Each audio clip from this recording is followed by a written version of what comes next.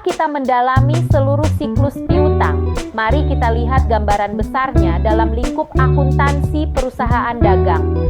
Materi kita kali ini mengintegrasikan 3 pilar utama: strategi pengelolaan piutang, prinsip pencadangan, dan manajemen persediaan.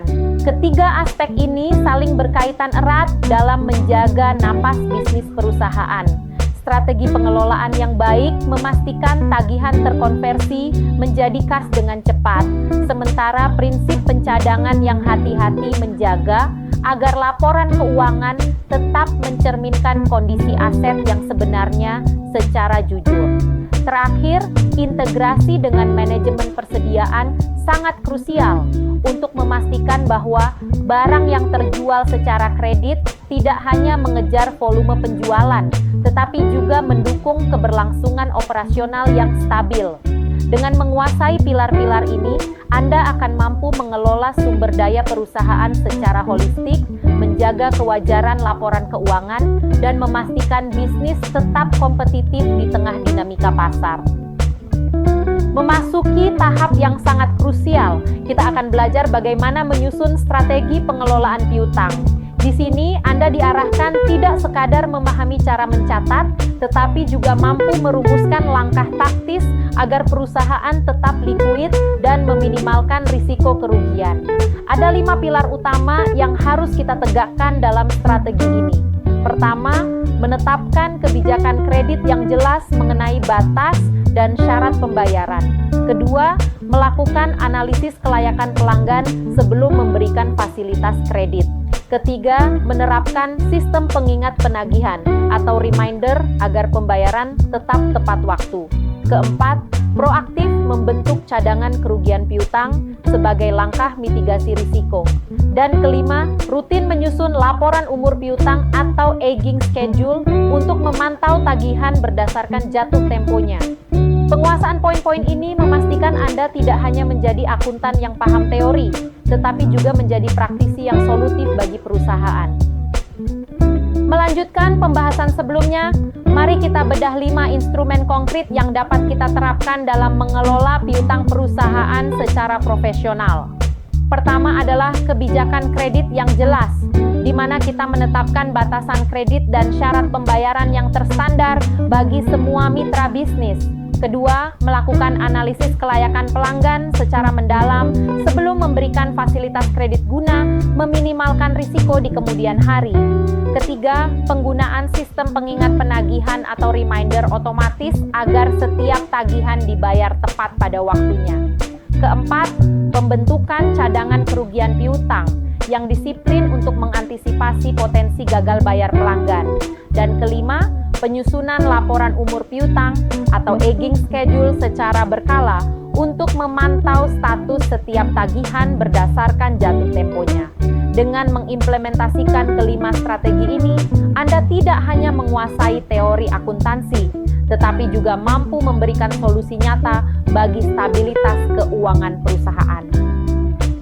Setelah kita memahami teknis penjurnalannya, sangat penting bagi Anda sebagai peserta didik untuk mampu menilai pengaruh nyata dari pencatatan tersebut terhadap kondisi keuangan perusahaan secara menyeluruh.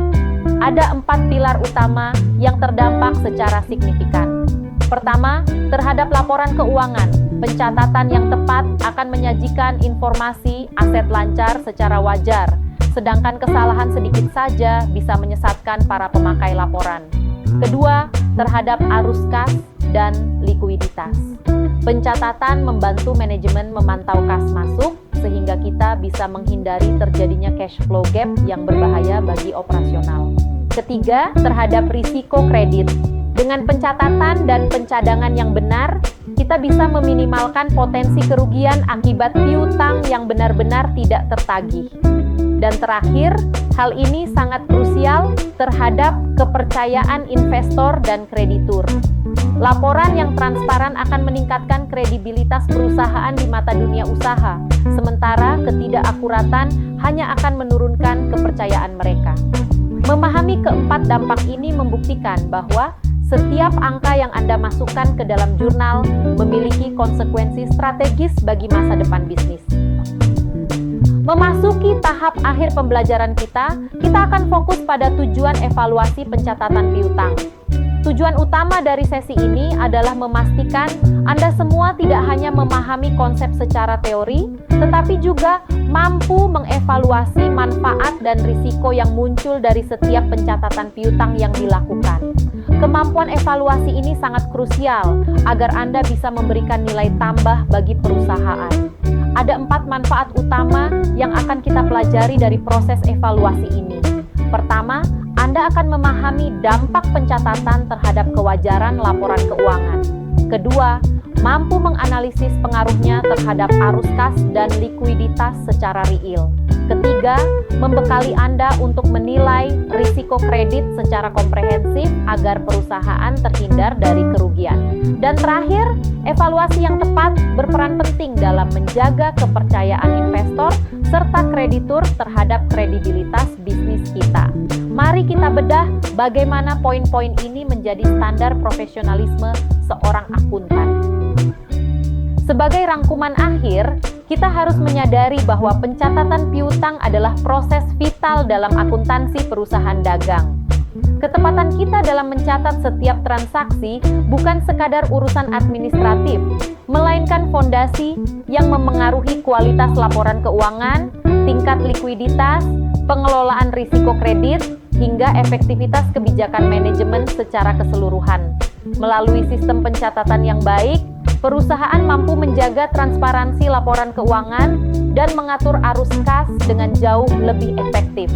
Selain itu, praktik ini secara langsung mengurangi risiko piutang tak tertagih yang pada akhirnya memperkuat kredibilitas perusahaan di mata para pemangku kepentingan.